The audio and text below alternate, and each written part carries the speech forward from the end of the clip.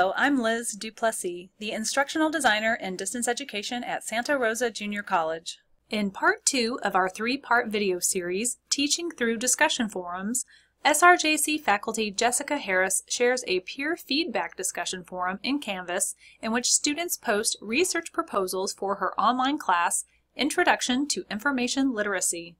She explains why she has students submit their work on discussions rather than as traditional homework assignments, and the benefits of having student work visible to the entire class.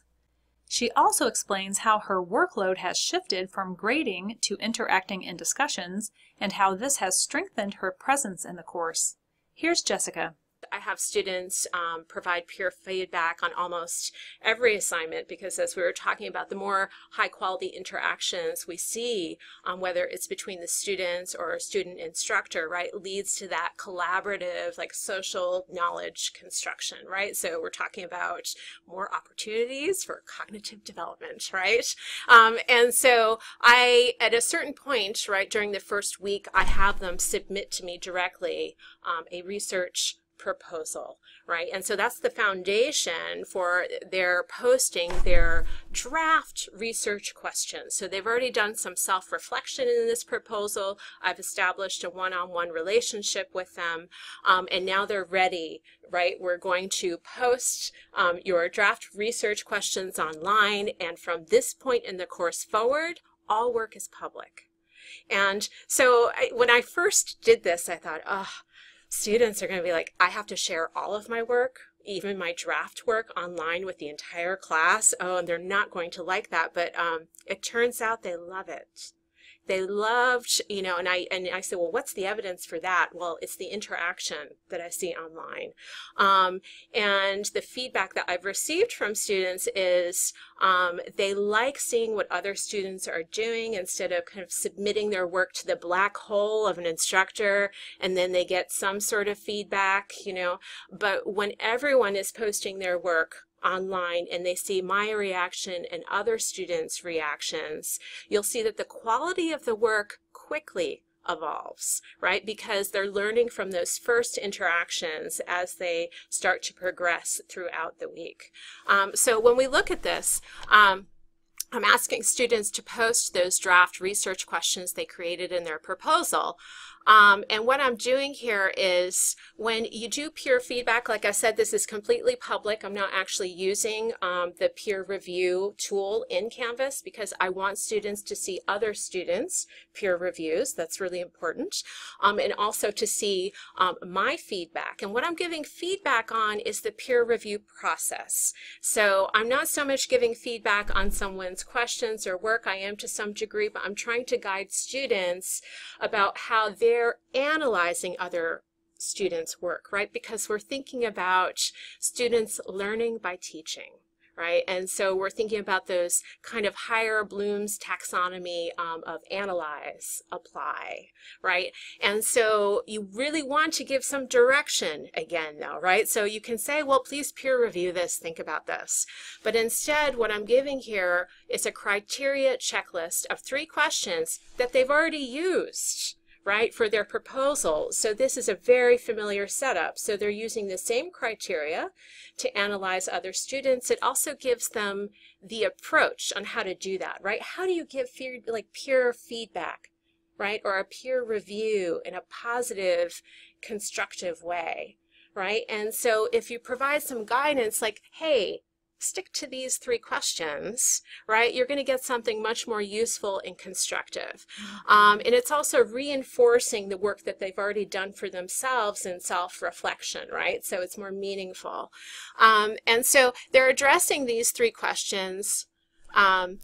A tip I give is imagine you're trying to help out a friend, right? And I found that this was a really simple tip, but really effective for students to be like, hey, so I really love that, because that's what you'd say to your friend, right? I really love that, but did you think of, you know, this, or I think this might be helpful. And so what this results in, right? Post your question, reply to a classmate, and provide peer feedback using checklist above, right? So very specific direction and very short. you really want to think about simple is best here, right? Students are used to looking at their phone every day. They're used to very abbreviated directions. You also want to think about cognitive load. So you might think having a lot of stuff, because it's easier for us as instructors really to just and write it all out, but to be streamlined about it gives students the room to think, as opposed to always referencing what you've been talking about in a long paragraph, right? So just some side tips there. In this case, there were a few students that were extremely eager to participate and also very knowledgeable. And this student, boom, was right there. There are times where I'll post first to provide an example of what I'm looking for. So in this case, it just worked out that she posted first. It looked great. And so I did reply at one time, you know, after students actually interacted. And so this is a discussion board where each student has their research topic. They're trying to come up with some meaningful research questions to pursue, right? Because so many of our classes here at the JC have a research component, right? And it's really important that students understand how to develop a research question, right? How to pursue that research question. And so what's happening here is, you know, we're kind of with this collaborative approach. A student posts their research question, right? And then using that criteria, another student provides feedback. But I've also suggested that they can provide support in terms of what are some other suggestions that you might make for questions. And students are really eager to do that. I had one student who was looking at the effectiveness of homeschooling. And another student came in, critiqued her questions with the criteria, and then said, I have some other suggestions for you because I actually was homeschooled.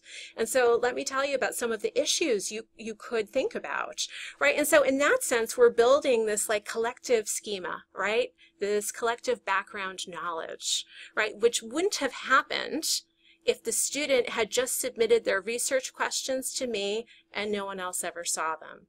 Or what if she had just submitted them to one other student for that one peer review, which typically happens in a face-to-face class, right? So if you have a peer review, you give it to the other student gives feedback, which may or may not be good in the student's eyes, right? And they feel like, but this is an opportunity online for the entire class and the instructor to work together. And so the potential for really building these research questions is there. And what you'll also notice on here is that because we're all doing this together, the quality, you know, quickly evolves. You're going to find that your time as an instructor starts to shift from grading. You always hear about, oh, I have to spend so much time grading, right? It starts to shift from grading to interaction with the students in the discussion boards. You might almost want to think of this as teaching through discussion boards, so that when it comes to the grading process, I actually spend very little time on that, because by the time the work has officially been submitted, it's high quality, and my comments and feedback, for the most part, have already happened on the discussion board. And so the question might be, does the student feel that, well, they're not getting a lot of personal feedback, that one-on-one feedback that you think of when you think of grading and the time you spend grading? And what I will say is that, no. And so the feedback from students, their perception of the interaction that's going on is that there's a strong instructor presence. And so the preference, at least from my experience so far in class, is that students would rather see the instructor present on the discussion board interacting with students than just receiving some feedback and a grade. So while that type of feedback is important, it seems that students find the interaction on the discussion boards, they perceive that as a strong instructor presence. And quite frankly, it's much more interesting for me as an instructor to participate in these discussions and the learning that's happening, and as we're all kind of moving forward, you know, than spending my time grading. For resources that inform Jessica's teaching strategies, see her reading list at this URL. Thanks for watching.